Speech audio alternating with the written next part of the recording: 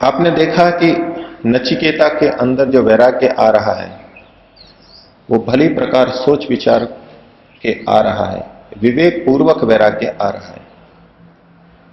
आगे के 2 श्लोकों में और नचिकेता के भाव को कठोपनिषद में लिखा गया है, उससे और उसके विवेक का पता लगता है। 28वें श्लोक में कहा, अजीर्यताम अमृतानाम उपेत्य।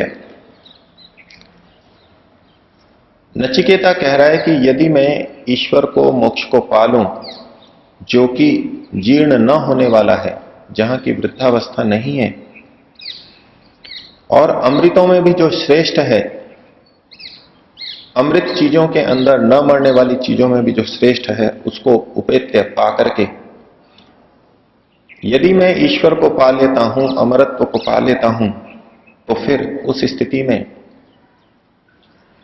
जीर्यन मर्त्य स्वधस्थ प्रजानन, और दूसरी तरफ ये भूमि पर स्थित निम्न लोक है, जहां की जीर्यन जीर्ण होते हुए, वृद्ध होते हुए, और इसको भली प्रकार से समझते हुए नचिकेता दोनों स्थितियों की तुलना कर रहा है।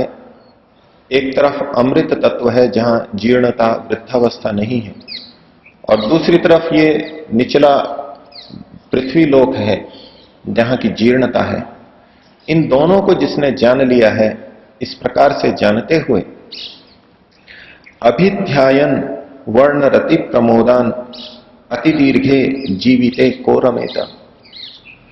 नचिकेता प्रश्न कर रहा है कि अति दीर्घे जीविते को रमेत, इस अति दीर्घ जीवन को कौन चाहेगा, इसमें कौन रमण करेगा, जबकि यहां जीर्णता है, ये निकृष्ट लोक है, अमृतत्व की तुलना में, मोक्ष की तुलना में ये नीचे का लोक है। और एक बात और कही यहां, वो दीर्घायुष्य और भोग सामग्री दोनों से मिली जुली है। नचिकेता के मन में विचार है, स्पष्ट विचार है कि यदि ये भोग सामग्री मिल भी गई और दीर्घायु भी मिल गई, तो भी वृद्धावस्था, जीर्णता तो आने ही वाली है। और जब वृद्धावस्था आएगी तो ये भोग सामग्री मेरे पास रहते हुए भी मेरे लिए निरुपयोगी होगी, और ऐसी स्थिति में मैं इनका क्या करूंगा, मेरे लिए तो ये व्यर्थ है।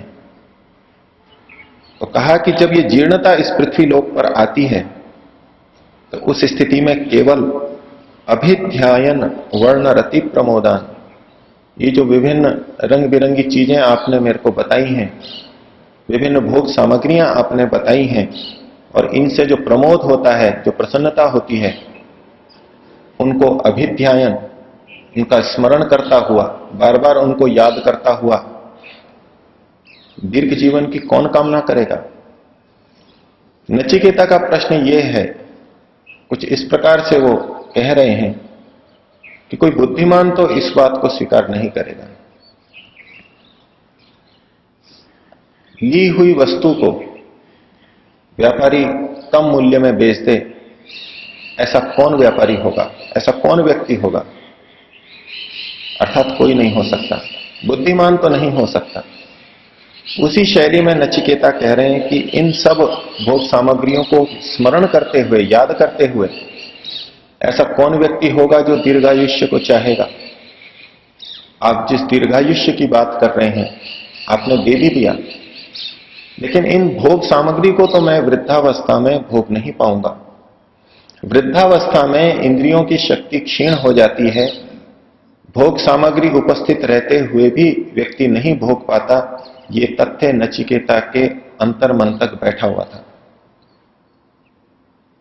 और आपको इस समाज के अंदर सैकड़ों, हजारों, लाखों व्यक्ति मिलेंगे जिनके पास सामग्री है लेकिन सेवन नहीं कर सकते। मिठाइयां हैं लेकिन खा नहीं सकते, नमक है लेकिन खा नहीं सकते, घी उपलब्ध है लेकिन खा नहीं सकते, कारें हैं लेकिन कार में बैठ नहीं सकते। विभिन्न भोग सामग्रियां जो भी संसार में दिखाई दे रही हैं, एक स्थिति ऐसी आ जाती है जीर्णता में कि उनका होना ना होना उनके लिए बराबर होता है, बल्कि वो और अधिक कष्टप्रद हो जाता है कि ये वस्तुएं हैं लेकिन मैं खा नहीं सकता, दूध है लेकिन मैं दूध पी नहीं सकता। तो आप जो भोग सामग्री देंगे तो भी मैं इनको भोग तो पाऊंगा नहीं। उसको निश्चित पता था कि ये शरीर जीर्ण, वृद्ध होने वाला है। प्रकृति के कुछ अटल नियम हैं जिनको व्यक्ति मन के अंदर बैठा ले तो उसकी दृष्टि ही बदल जाती है। वैज्ञानिक दीर्घायुष्य की और चिर युवावस्था की खोज में प्रयासरत हैं। आधुनिक वैज्ञानिक ही नहीं, प्राचीन चिकित्सा शास्त्र के वेत्ता भी इस दिशा में कार्यरत रहे, लेकिन एक सीमा तक वो युवावस्था को बढ़ा सकते हैं, सामर्थ्य को बढ़ा सकते हैं, एक सीमा तक जीवन को बढ़ा सकते हैं। लेकिन ये अटल सत्य है कि मृत्यु अवश्य आएगी और वृद्धावस्था भी अवश्य आएगी। ये प्रकृति का नियम है, शरीर का, कार्यद्रव्य का नियम है। और इस नियम को नचिकेता ने अच्छी तरह आत्मसात कर लिया था और उस आधार पर इसने कहा कि एक तरफ मैं जीर्ण न होने वाले इस अमृत तत्व को प्राप्त कर लूंगा, तो दूसरी तरफ इस जीर्ण होते हुए मरते लोक में इस निचली स्थिति को जानते हुए मैं ऐसा कैसे करूंगा कि दीर्घायुष्य को पाना चाहूं और इन सब भोगों को केवल विचार करता रहूं, सोचता रहूं और भोग नहीं पाऊं। मैं उस स्थिति को नहीं चाहता। और देखिए उसके मन में क्या निश्चय था। अगले श्लोक के अंदर कहा, यस्मिन निदम विचिकित्सन्ति मृत्योः यत् सांपराये महति ब्रूहि नस्तत्। अंत में फिर अपने उसी वर को दोहरा रहा है कि जिस मृत्यु के बारे में शरीर छूटने के बाद आत्मा रहती है या नहीं रहती है, इसमें जो संशय है, यस्मिन इदम विचिकित्सन्ति मृत्यो, हे मृत्यु, इस विषय में जो संशय रहता है, यत् सांपराये महति ब्रूहि नह तत्, जो भविष्य के लिए, महान भविष्य के लिए आवश्यक है, अगले जन्मों के लिए और अगली मुक्ति के लिए जो उपाय आवश्यक हैं, आप तो मेरे को उसी के बारे में बताइए। नचिकेता को वर्तमान के सारे भोगों की तुलना में भविष्य के जीवन और मुक्ति के जीवन का लाभ अधिक दिखाई दे रहा था, और कहा कि मुझे तो आप केवल उसी का उपदेश कीजिए। और फिर आगे कहते हैं, यो अयम वरो गूढ़म अनुप्रविष्टः, जो ये वर मेरे अंदर तक घुसा हुआ है, अंदर तक मेरे मन में यही वर बैठा हुआ है, और कोई वर तो मुझे मुख्य प्रतीत नहीं हो रहा है। यो अयम वरो गूढ़म अनुप्रविष्टः नान्यम तस्मात् नचिकेता वृणीते। ये जो नचिकेता है स्वयं अपने लिए कह रहा है कि नचिकेता और किसी वर को नहीं वरेगा।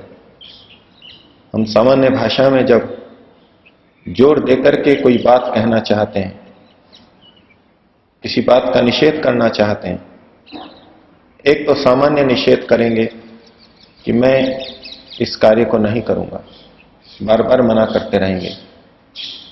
बहुत ज्यादा होगी तो अपना नाम लेकर के कहेंगे। जैसे कि मैं कहूं कि सत्यजीत तो ये कार्य नहीं करेगा। स्वयं अपने लिए कह रहे हैं। जब हम जोर देकर के बात कहें कि मैं तो इस काम को नहीं करूंगा, इस नाम वाला जो व्यक्ति है वो तो इस कार्य को नहीं कर सकता। उसी प्रकार से नचिकेता कह रहे हैं कि मैं तो, ये नचिकेता तो इससे भिन्न और किसी वर को नहीं चुन सकता।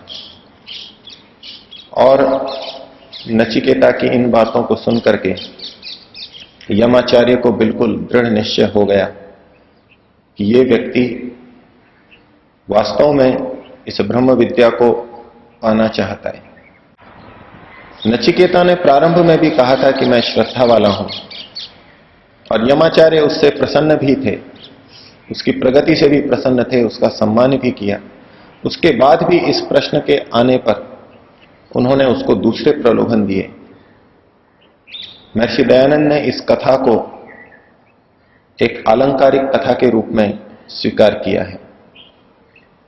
यह नचिकेता को आत्मा के रूप में और यमाचार्य को परमात्मा के रूप में महर्षि ने वर्णित किया है। तो यदि आत्मा और परमात्मा की दृष्टि से इस प्रसंग को देखें तो जो आत्मा मुक्ति की इच्छा कर रहा है, आत्मा के बारे में जानना चाहता है, उसके लिए कुछ अपरिहार्य स्थितियां बताई जा रही हैं, उसके लिए कुछ योग्यताएं बताई जा रही हैं। और ये परीक्षा भी हर व्यक्ति की, हर आत्मा की होगी जब जब भी वो इस अध्यात्म के मार्ग पर चलेगा, कि उसके सामने विविध प्रलोभन आएंगे, विविध आकर्षण उसके सामने प्रस्तुत किए जाएंगे। और जब इन प्रलोभनों से भी वो ऊपर उठेगा, इन प्रलोभनों के प्रति भी वैराग्य की स्थिति में रहेगा, तब उसका वास्तविक आध्यात्मिक उपदेश प्रारंभ होगा। संभवतः इन्हीं कुछ ऊंची स्थितियों को देख करके महर्षि मनु ने भी कहा, धर्म कामेश्व सत्ता नाम धर्म ज्ञानम विधीयते। जो धर्म का उपदेश चाहता है उसको पहले अर्थ और काम से अपने को मुक्त करना होगा। सुनने में बड़ा विचित्र लगता है, इस अर्थ और कामना से ऊपर उठने के लिए ही तो हम अध्यात्म की ओर आ रहे हैं। इस धन की कामना से हटने के लिए ही तो हम आध्यात्मिक क्षेत्र में आ रहे हैं। फिर इस धर्म का ज्ञान उसके लिए क्यों विधान किया जा रहा है, उसी के लिए क्यों विधान करने की बात कही जो कि अर्थ और काम से मुक्त हो, ऊपर उठा हुआ हो। तो प्रारंभिक स्तर का धर्मोपदेश, तो धर्म की जानकारी अर्थ और काम में जो आसक्त हैं उनके लिए भी एक सीमा तक कही जाती है, लेकिन थोड़ा अर्थ और काम से दूर हटना तो उनके लिए भी आवश्यक है। और जैसे जैसे ऊंचा ऊंचा धर्म का उपदेश दिया जाएगा, जैसे जैसे ऊंची अध्यात्म की बात कही जाएगी, उसके लिए उतना ही ऊंचा अर्थ और काम का वैराग्य आवश्यक होगा। तो यहां नचिकेता जिस बात को पूछना चाह रहा है उसके लिए इतने बड़े वैराग्य की आवश्यकता महर्षि कठ ने वर्णित की है। हम परमात्मा को जानना चाहते हैं, आत्मा को जानना चाहते हैं, क्या हम इस तरह का वैराग्य कर पाए? योग दर्शन की दृष्टि से देखें तो यह सारा वैराग्य अपर वैराग्य के क्षेत्र में आता है। अपर वैराग्य के बाद में संप्रज्ञात समाधि प्रारंभ होती है, और अपर वैराग्य का क्षेत्र तो और भी ऊंचा है, पर वैराग्य का क्षेत्र तो और भी ऊंचा है। तो अभी तो हम इस अपर वैराग्य की स्थिति में भी नहीं पहुंच पाए। इतने बड़े बड़े प्रलोभन हमारे सामने हमको आकर्षित कर देते हैं, फिर आगे समाधि की बात तो कहां रही। तो इस बात को हम अपने आप में टटोलें, हमको टटोलना चाहिए कि हम बात तो समाधि की या ईश्वर की करते हैं, लेकिन उसके लिए जो आवश्यक शर्तें हैं वो हम कितनी पूरी कर पा रहे हैं। और जैसे जैसे व्यक्ति की योग्यता बढ़ती है, उसके सामने उसकी कसौटी, उसकी परीक्षा भी उतनी ही बड़ी आती है। उसकी उतनी ही बड़ी परीक्षा ली जाती है और ली जानी चाहिए। योग दर्शन के अंदर भी समाधिस्थ योगी के लिए, उच्च स्थिति के योगी के लिए कहा कि उसको जब लोगों से आमंत्रण मिलेंगे, लोगों से सम्मान मिलेगा, तो भी वहां पर राग न हो जाए ये सोच करके उससे दूर रहना होगा, नहीं तो फिर से निचली स्थिति को प्राप्त कर लेंगे। और साथ ही वहां कहा कि जब इन आकर्षणों को छोड़ दिया, उस राग को न भी किया, तो उसका अहंकार भी नहीं कर लेना कि मैंने इसको छोड़ दिया है, इस सारे संसार को मैंने त्याग दिया, इतने बड़े बड़े निमंत्रणों को मैंने त्याग दिया, इसका गर्व भी मत कर लेना, स्मया मत कर लेना, गर्व मत कर लेना। कारण यह है कि यदि हमने इन सब चीजों को त्याग करके गर्व कर लिया, मैं रिश्वत नहीं लेता ये कह करके गर्व कर लिया, मैं अधिक धन के पीछे नहीं भागता ये गर्व कर लिया, इसका मतलब है हमारे मन में उस रिश्वत के प्रति, उस धन के प्रति अभी आकर्षण, बड़प्पन का भाव है। हम उसको अभी भी बड़ी चीज मानते हैं। नचिकेता का जो दृष्टिकोण यहां पर दिखाई दे रहा है, जो विवेक उसने इन वाक्यों में प्रस्तुत किया है, वो ये बताता है कि ये संसार तो बहुत हीन है, मुक्ति की तुलना में ये संसार बहुत हेय है, दुखद है, और इसको दुखद मान करके, इसको हेय मान करके वो छोड़ रहा है। तो ऐसे में किस बात का गर्व है कि मैंने इस संसार को छोड़ दिया है। ये तो हर व्यक्ति करता है और हर बुद्धिमान को करना ही चाहिए, करना ही होता है कि जो निकृष्ट चीज है उसको छोड़ दे और उससे अच्छी चीज को ले ले। तो यदि वैराग्य प्राप्त करके भी ये गर्व हो जाए कि मैंने ये चीजें छोड़ दी हैं, इसका सीधा सा मतलब है कि वो चीजें अभी भी उसके मन में बड़ी बनी हुई हैं, उनको बड़ा वो मान रहा है। नचिकेता के भावों को समझने के लिए उसकी मानसिक स्थिति को हमें देखना होगा। जिन वाक्यों को नचिकेता यहां बोल रहा है, वो किस ऊंची स्थिति का व्यक्ति बोल सकता है, ये हमको विचारना होगा। हम सभी का लक्ष्य है कि हम भी उस उच्च स्थिति तक पहुंचें, उस उच्च मानसिकता में पहुंचें कि संसार के समस्त आकर्षण भी हमको मुक्ति की तुलना में फीके लगें और हम उनको त्याग सकें। विवेक पूर्वक विवेचना करें, विवेक के द्वारा ठीक ठीक बोध करें और उससे फिर स्थिर वैराग्य को प्राप्त हों, दृढ़ वैराग्य को हम प्राप्त हों। प्रभु से प्रार्थना करेंगे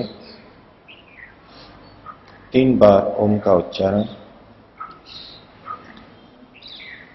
ओ